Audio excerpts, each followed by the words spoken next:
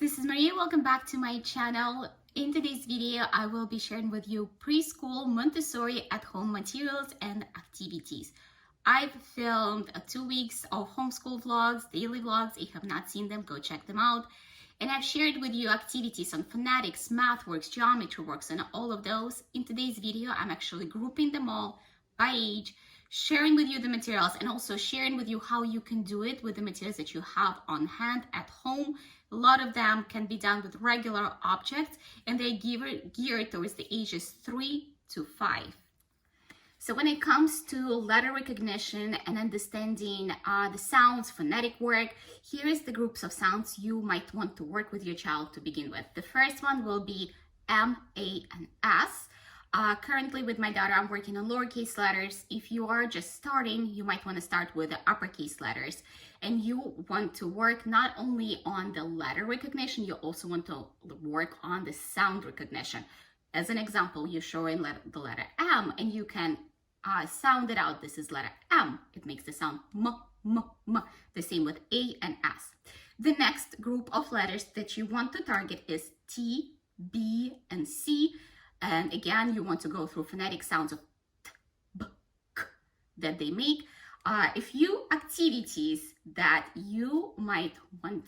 So Maria Montessori believed in education of the hand. So Montessori approach, generally speaking, has lots of tracing and lots of concrete materials.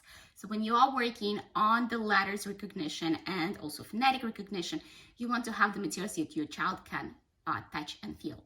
One of the things to do, if you do not have sandpaper letters, you can write out the letters and have your child trace them with their 2 fingers. And you need to make sure that they're tracing it the correct way. Let's say with the letter B, they're gonna go all the way down and then they're gonna make a circle, if it's a lowercase b in this case.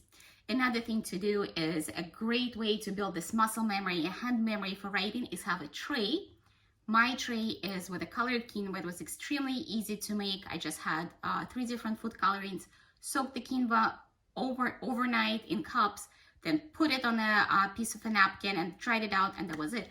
You can also use beads. Actually, mine is mixed with small beads. Pizza might be hard to buy right now if you are stuck indoors, but like having something that you have on hand, you can use cornstarch, you can use flour, you can use sand, wherever you have access to in a small tray, so your child can write out those letters, and then you can shake, shake, shake, and then let them practice as many times as they need to. It makes it also fun, and young children are more drawn to activities that have a little bit of like play mixed in. It also creates scavenger hunt around your house or in your yard, wherever you have the access to it, and find the objects that start with those sounds. For example, for Scarlett, when we were practicing M, A, and S, we found a mango, and you say mango, apple, apple, socks, snake. For the bad, it's for letter B, it's bad. All other bowl and all other things that you go through in your everyday routine, point those out, and it becomes a really fun game, and it also teaches and trains their hearing for the sounds. The next thing to do is to create baskets with work. There is 2 main skills that pre-readers are working on. They're learning the rhyming, and they're also learning the beginning sounds. So if you are working on the beginning sounds per se for any of those groups that I mentioned, you want to put the objects that start with those sounds in that box. You could put a toothpick for t, t, t. You can put a ball for b, b, b. You can put a crayon for the letter C, k, k, k. So you can get that tray created, and then you will match. Let's say you have 6 objects in that, and 3 of them are pairs of 2, and you would have like a crayon and a cat shape or something of that kind that your child can touch and feel, and you can match together. The rhyming basket would look very similar. With rhyming, you're actually training the letter for the ending sound of the words, and you can have shell and bell, clock and sock, multiple objects. They actually are presented in Montessori classrooms as well. You can make them with the materials that you have at home. By the way, guys, I've actually filmed about 2 weeks of homeschooling on my channel, and it's in my homeschool playlist. So if you want to see how any of those works done, how my lessons with the kids flow, check out that playlist. It will be linked at the end of this video and also in the description. One of the important skills for the pre-readers is the ability to blend the sounds. So first you start working with them on recognizing the sound so they can associate the letter and the sound. And then it's the ability to blend them. So I use actually several materials, and I will share with you and give you ideas. You could make just the letters out of the paper and make small index cards for your children to put together if you don't have the access to movable alphabet or any of the things that I'm showing you right now. So one of my favorite activities to do at home is actually the spinny blocks. I've shared them with you. The reason I like them is because let's say I worked with the letters S, A, and M the first week, which was perfect for us. And when we read it out, we blend it. I'm like, okay, tell me the sound. S, M, Sam.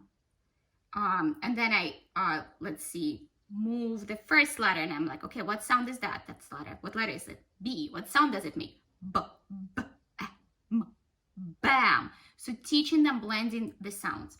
You don't have to have spinny blocks. You can use, this is actually not a movable alphabet, but the concept is the same. It's just the letters. Mine are from Melissa and Doug. I have the sight words material from them. And you can do the same. You can just lay out those letters and let your child blend the sounds. So now that I've covered rhyming, beginning sounds, blending of the sounds, and just learning the groups of letters and how you can trace them, let's move on to numbers. A great material I've showed to you many times is this counting plates from Montessori. They come with rods that you can just put in, but the concept and the idea behind it is that you're teaching one-to-one correspondence, that this number 2 has 2 holes, that it means that this is connected to this number. There is many activities that you can do teaching your child correspondence, one-to-one correspondence. And in my homeschool videos, you've seen I actually use a lot of the times materials my kids love. Like, for example, I use dinosaurs with Justin, I use cars with him, and we just lay out the numbers. You can write those numbers on a piece of paper. You can use any kind of number cards you have and find the objects that your child can match easily. Now, I've seen in Montessori a lot of the times using actually seasonal materials, like let's say it is Valentine's Day and they're using hearts. If it's fall, they're using pumpkins. If it is spring, they're using flowers. So you get the idea. You can do Easter eggs right now because we're so close to Easter, or bunnies. So just having them understand, and you want to start 1 through 4 if you have a younger child.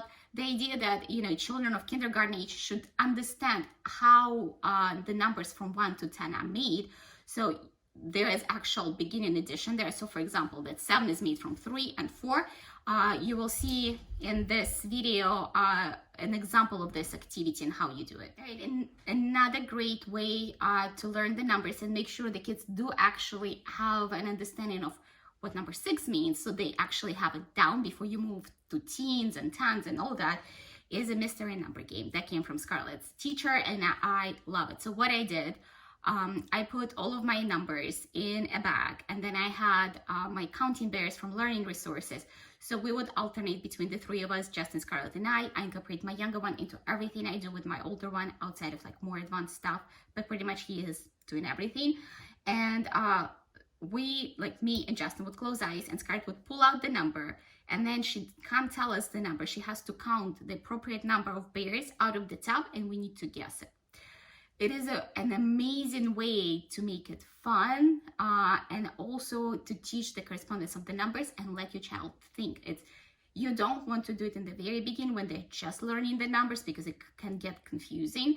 But if you feel like they have a very great understanding of what 1 through 5 looks like, try to do that with them. It's called mystery number game. You can also do it with 2 balls, and you can write out the numbers from 1 to 5, 1 through 10, and put the number of objects in another ball, buttons, bells, acorns, wherever you have. It doesn't have to be, I use whatever I have on hand at this point, and you can too. For practicing writing out the numbers, it is the same concept as you do with letters. First, you trace it with 2 fingers, always down, always in the correct order.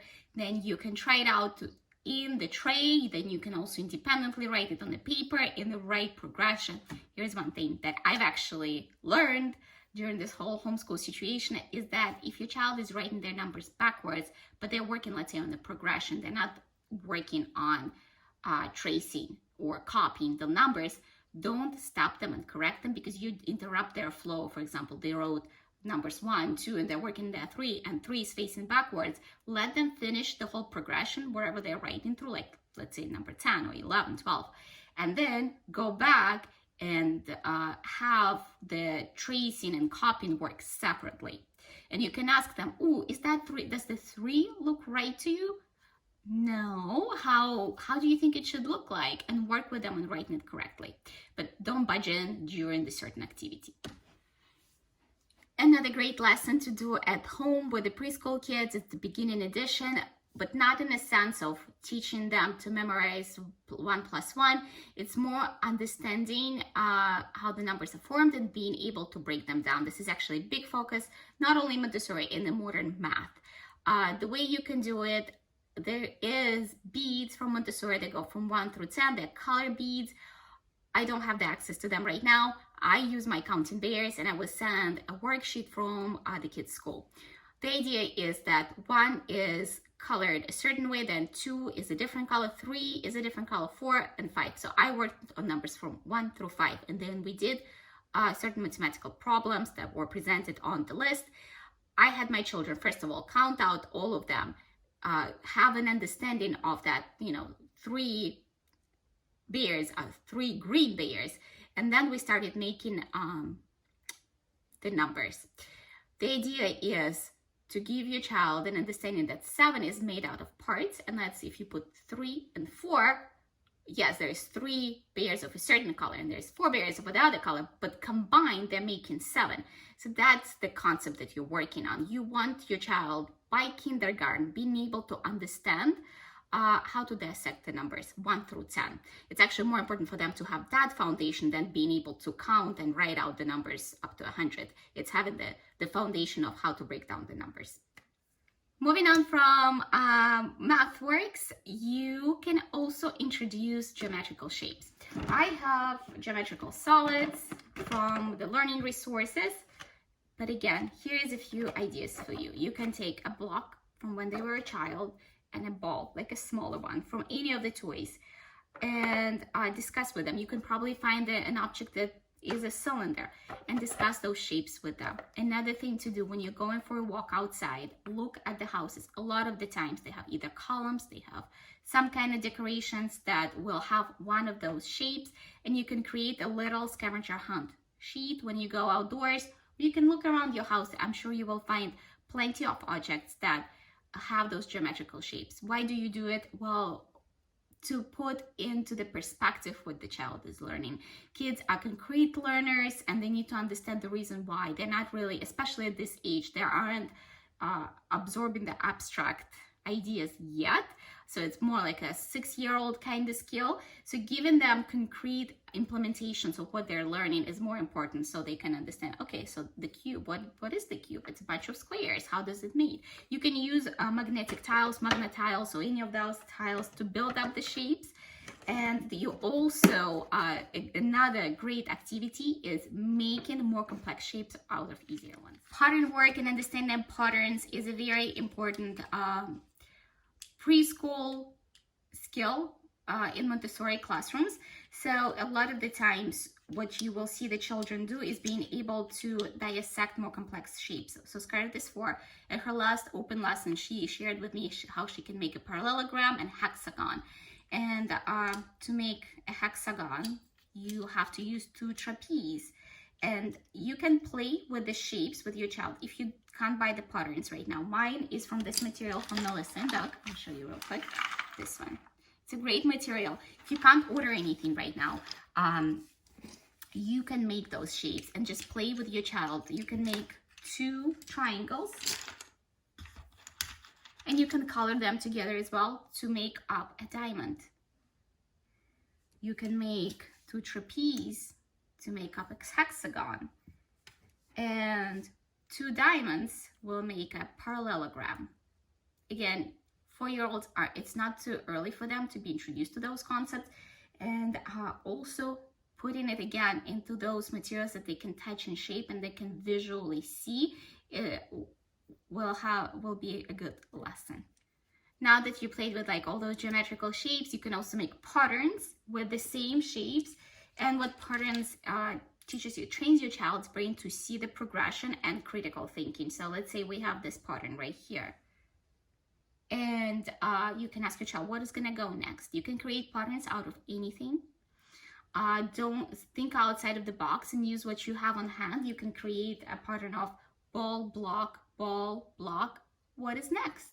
You can create color patterns. I've also shared with you a video on how you can use beads, beadwork, where you can incorporate fine motor skills together with your pattern making skills.